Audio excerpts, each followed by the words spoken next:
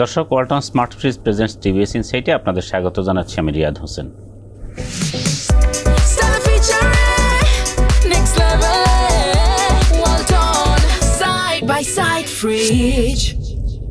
দর্শক, আপনারা জানেন বাংলাদেশে যে মোবাইল ফোন কোম্পানিগুলো আছে বছরের পর বছর ধরে তাদের সাথে সরকারের বেশ কিছু বিষয়, মূলত আর্থিক বিষয়, এটি বছরের পর বছর ধরে আটকে আছে।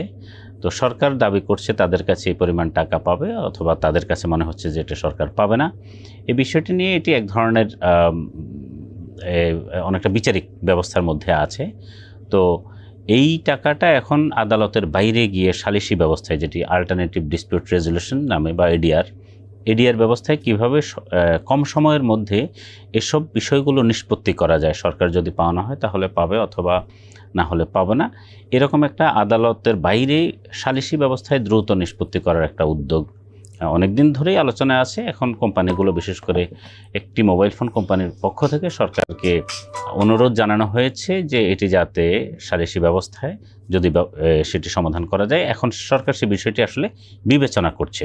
তো এই বিষয়টি নিয়ে বিজনেস স্ট্যান্ডার্ডে একটি প্রতিবেদন প্রকাশ হয়েছে। এটি আজকে লিড রিপোর্ট প্রতিবেদনটি করেছেন বিজনেস স্ট্যান্ডার্ডের সিনিয়র করেসপন্ডেন্ট আমার সহকর্মী জনাব আব্বাস উদ্দিন নয়ন। আমরা বিষয়টি নিয়ে আরও বিস্তারিত আলাপ করতে আজকে আমরা তাকে স্টুডিওতে আমন্ত্রণ জানিয়েছি। জনাব নয়ন, আপনাকে স্বাগত আমাদের স্টুডিওতে। এই যে একটা লম্বা সময় ধরে সরকারের দাবি অনুযায়ী একটা বিপুল পরিমাণ টাকা আটকে আছে বলা হচ্ছে, এটি সমাধানের যে এডিআর ব্যবস্থার যে উদ্যোগটা এখন বিবেচনা করছে সরকার অথবা মোবাইল ফোন কোম্পানিগুলো, এটি আসলে কি একটু আমাদের যদি বলেন। ধন্যবাদ রিয়াদ ভাই। আপনি যেমনটা বলছিলেন যে দীর্ঘদিন ধরে এটি একটি আটকে আছে। তো এটি আসলে সরকার দাবি করছে যে কোম্পানিগুলোর সমস্যা, কিন্তু আবার কোম্পানিগুলো দাবি করছে সরকারের যে অডিট সিস্টেমটা, অডিটটা আসলে অ্যাকুরেট হয়নি।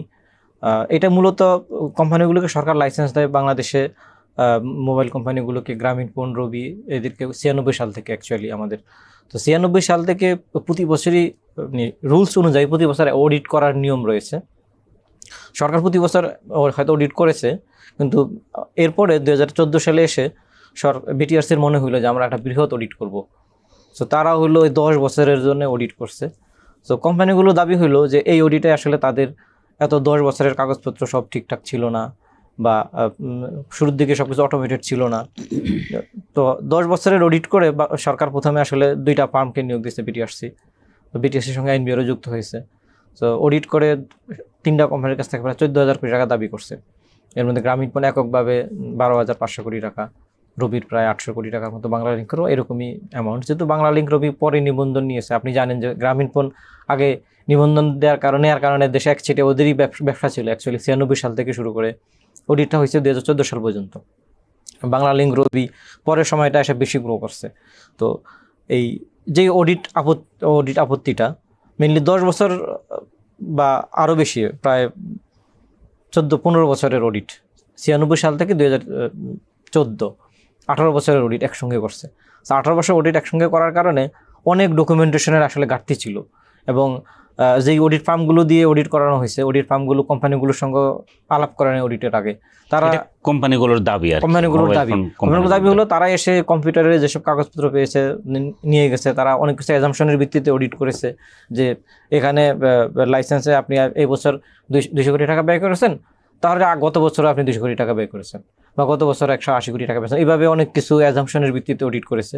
পরে আসলে তাদের কাছ থেকে এত হিউজ পরিমাণ একটা অ্যামাউন্ট দাবি করেছে, যে আসলে যেই দাবিটার কারণে কোম্পানিগুলোর আসলে, আপনি তো বুঝছেন যে আসলে 14,000 কোটি টাকা একটা কোম্পানির জন্য 12,500 কোটি টাকা, এটা দেয়া কোনোভাবেই সম্ভব না।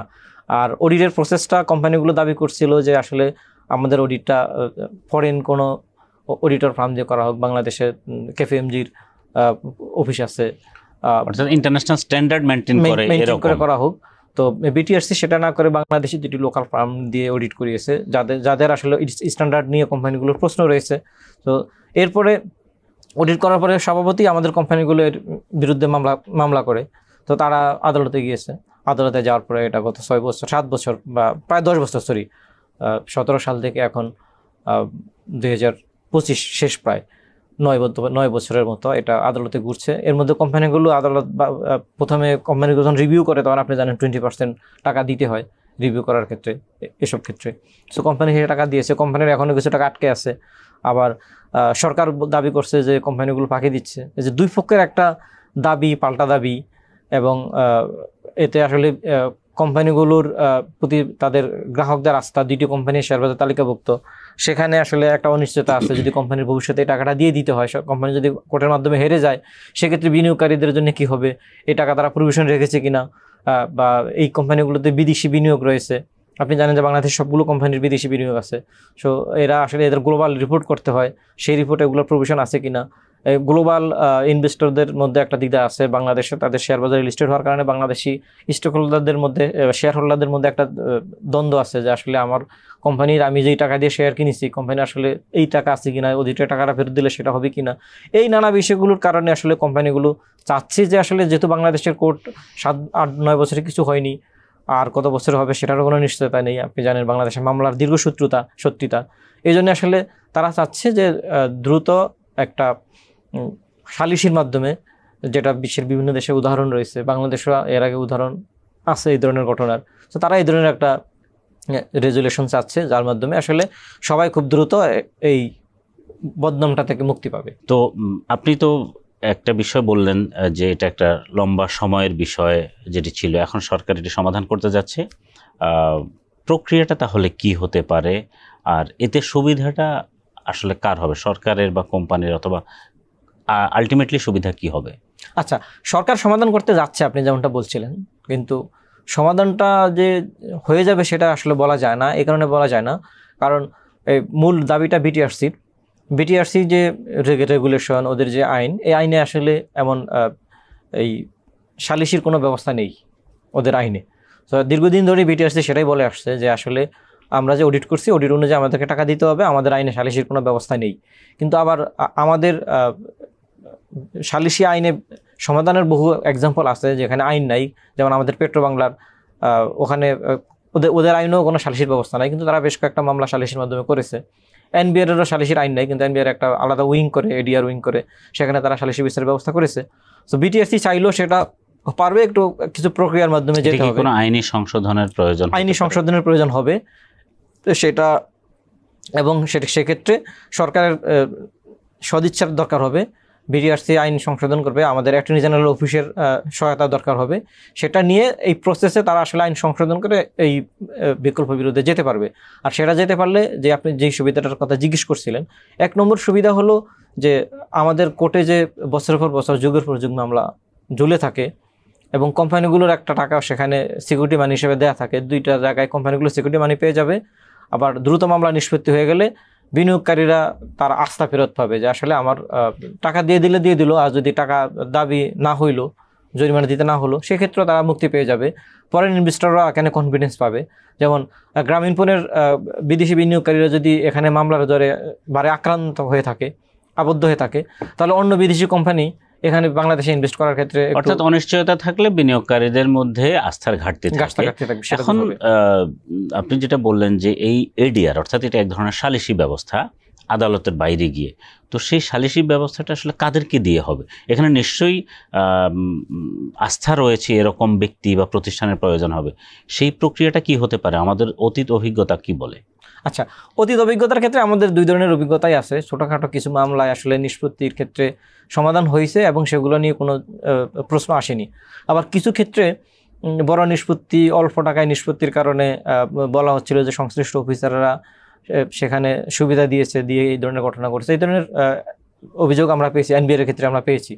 তো এক্ষেত্রে একটা প্রসেস হইতে পারে, খুব বেশি ঝামেলা পড়তে না গেলে। বাংলাদেশে তো এডিআর তো মূলত 2 পক্ষ বসে সালিসি করে, এর মধ্যে 3য় পক্ষ রাখতে হয়।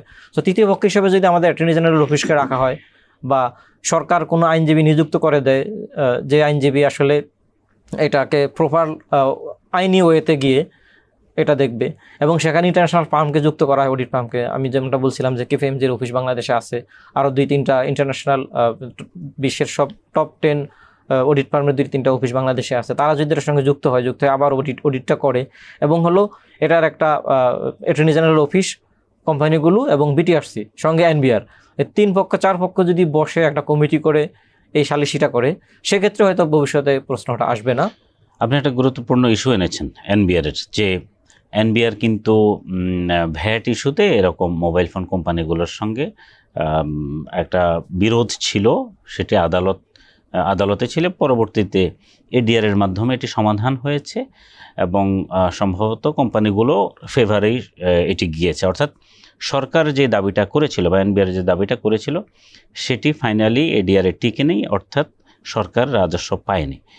কোম্পানির ফেভারে যাওয়ার কারণে 2-3 বছর, সম্ভবত 2 বছর বা তারও কিছু সময় পরে ওই ফাইল আবার উঠেছে এবং যেই কমিশনার, এটা আমরা দেখেছি, আমরা তখন এটা অনেকেই জানেন, গত 3-4 বছর আগের ঘটনা। পরবর্তীতে ওই কমিশনার চাকরিচ্যুত হলেন। তারপরে তার বিরুদ্ধে অভিযোগ আসলো যে উনি সরকারের রাজস্ব বা সরকারের স্বার্থহানি করেছেন, উনি সিদ্ধান্ত দিয়েছেন এবং ফাইনালি তার বিরুদ্ধে দুদকও তদন্ত করেছে এবং তিনি এক ধরনের সামাজিকভাবে হেনস্থারও শিকার হলেন। এখন দুটি হতে পারে, একটি হচ্ছে যে হ্যাঁ, কোম্পানিগুলোকে এক ধরনের ফেভার দেওয়া হয়েছে, আবার আরেকটি হচ্ছে সত্যি সত্যি এখানে আসলে যে দাবিটা এনবিআর করেছে সেটি সঠিক ছিল না। এখন এই যে আস্থার জায়গা, ধরুন আজকে এই ইস্যুটি সমাধান হলো এই সালিসি ব্যবস্থার মাধ্যমে, বা সরকার খুবই একেবারেই যেটি হওয়া উচিত সেটি হলো, কিন্তু 2 বছর পর, 3 বছর পর, 5 বছর পরবর্তী সরকার অথবা 10 বছর পরে হয়তো এই ইস্যুটি আবার সামনে আসতে পারে যে গ্রামীণফোনকে অথবা রবিকে বিশেষ কোনো এই যে 4,000 কোটি টাকা ছাড় দেওয়া হলো, ধরুন 4,000 কোটি টাকার একটা মামলা নিষ্পত্তি হলো, সেখানে রবি হয়তো ছাড় পেলো, বা 6,000 কোটি টাকার মধ্যে সরকার 1,000 কোটি পেলো, 2,000 কোটি পেলো, বাকি 4,000 কোটি। তখন প্রশ্ন আসতে পারে যে সরকারের এই 4,000 কোটি টাকা রাজস্ব ছেড়ে দেওয়া হয়েছে, তার বিনিময়ে যারা এই সিদ্ধান্ত প্রক্রিয়ার সঙ্গে জড়িত ছিলেন তারা হয়তো কোনো সুবিধা নিয়েছেন। এই যে যারা এই সমাধান প্রক্রিয়ার সঙ্গে থাকবেন তারা যে পরবর্তীতে কোনো অসুবিধার মধ্যে পড়বেন না, এর নিশ্চয়তা কে দেবে? এটি আসলে এই বিষয়গুলো কি ভাবনায় আছে? ধন্যবাদ রিয়াদ ভাই, আপনি খুব একটি ভালো পয়েন্ট আউট করেছেন। আসলে এই সমস্যাটা শুধু আমাদের, আপনি যেটা বলছিলেন যে এনবিআর হয়েছে, এটা শুধু এনবিআর না, আমাদের আপনি আদালতের দিকে তাকান, আপনি যদি দেখেন গত 15 বছরে যেসব রায় হয়েছে, এই গত 1 বছরে প্রায় সবগুলো রায়ের ক্ষেত্রে আবার রিভিউ হয়েছে এবং বলা হচ্ছে যে ওই রায়গুলো সব প্রভাবিত হয়ে রায় দেওয়া হয়েছে। যেমন রাজনৈতিক দলের ক্ষেত্রে যেসব রায়, স্বয়ং যুদ্ধাপরাধীর মামলার রায়ের ক্ষেত্রেও কিন্তু একই রকম কথা আসছে যে এগুলো আসলে সরকার একতরফা বিচার করেছে, সরকার প্রভাবিত হয়ে বিচার করেছে। তো এই অনিশ্চয়তা শুধু এডিআর না, আমাদের স্বয়ং আদালতের ক্ষেত্রে একই রকম। সো আদালত যেহেতু একটা ইনস্টিটিউশন, সেক্ষেত্রে সেখানে কোনো ব্যক্তিকে আসলে এটার জন্য দায়ী করা হয় না, যে এনবিআর যেমন একজন কমিশনারকে দায়ী করেছে। সো এখানেও আসলে প্রসেসটি ঠিক হয়নি। ওই কমিশনার তো আসলে এখানে কোনো ব্যক্তি না, কমিশনার এককভাবে কোনো রায় দেননি, উনি এনবিআর এর একটি সংস্থার দায়িত্বপ্রাপ্ত হয়ে উনি রায়টাই দিয়েছেন। কোর্টের আদালত বিচারকরা যেভাবে দায়িত্বপ্রাপ্ত হয়ে রায় দেন, সো এইটা থেকে বের হয়ে আসলে এটা আসলে সমাধান। যেমন যদি একটা কমিটি গঠন করে দেয়, ওই কমিটি যারা দায়িত্ব পালন করবে, অর্থাৎ যারাই প্রক্রিয়ার সঙ্গে থাকবেন সেটির আইনি ভিত্তি তৈরি করা এবং আস্থাভাজন যেসব ব্যক্তি বা প্রতিষ্ঠান যারা এই প্রক্রিয়ার সঙ্গে যুক্ত থাকবেন তাদেরকে সেখানে আনা, তাদের মাধ্যমে সমাধান প্রক্রিয়াটা করতে পারলে, এবং এটার যদি আইনি ভিত্তি ইন্টারন্যাশনাল স্ট্যান্ডার্ড আসলে যেটা আছে এইগুলোকে একত্র করে যদি কাজটা করা যায় তাহলে এটি নিশ্চয়ই সমাধান। কারণ বাংলাদেশ ছাড়া নিশ্চয়ই বিশ্বব্যাপীও তো এই প্র্যাকটিস নিশ্চয়ই আছে। সবচেয়ে মূল বিষয় আপনি যেটা বলেছেন যে আমাদের আসলে বিচার ব্যবস্থার উপর মানুষের আস্থার ঘাটতি, সেই ঘাটতিটা আসলে যখন এডিআর ব্যবস্থায় যাবে বা অন্য যেখানেই যাবে এই ঘাটতিটা থাকবে। কিন্তু আমাদেরকে দিনে দিনে এখান থেকে বেরিয়ে আসতে হলে, ধরুন বছরের পর বছর, 10 বছর, 15 বছর, 20 বছর একটা মামলা শেষ হতে লেগে যায়। আমরা জানি যে ভূমি সংক্রান্ত মামলা শেষ হইতে কখনো কখনো 30 বছর পার হয়ে যায়, মানুষের জীবন শেষ হয়ে যায়, মামলা শেষ হয় না। তো এখান থেকে প্রথমত আমাদের যেটা করতে হবে, মামলাগুলো দ্রুত নিষ্পত্তি, এটি আসলে সরকারকে খুবই গুরুত্বের সঙ্গে বিবেচনা করা দরকার। এই কারণে মানুষ কীভাবে ক্ষতিগ্রস্ত হচ্ছে, প্রতিষ্ঠান বা ব্যক্তি, যেমন আমরা এখন কোম্পানির ক্ষেত্রে বললাম যে বাংলাদেশে বিনিয়োগ না আসার পেছনে একটা বড় কারণ হচ্ছে এই যে আমাদের লম্বা বিচারিক প্রক্রিয়া এবং এর সঙ্গে অন্যান্য আস্থার ঘাটতির বিষয়টা বললাম। সরকার নিশ্চয়ই বিষয়টি বিবেচনা করবে। আপনাকে ধন্যবাদ আমাদের আলোচনায় যুক্ত হওয়ার জন্য। প্রিয় দর্শক, এই ছিল আমাদের আজকের আলোচনা। আমাদের অনুষ্ঠান যদি ভালো লাগে তাহলে লাইক, কমেন্ট, শেয়ার করবেন। টিবিএস এর সঙ্গেই থাকুন। আপনাদের ধন্যবাদ।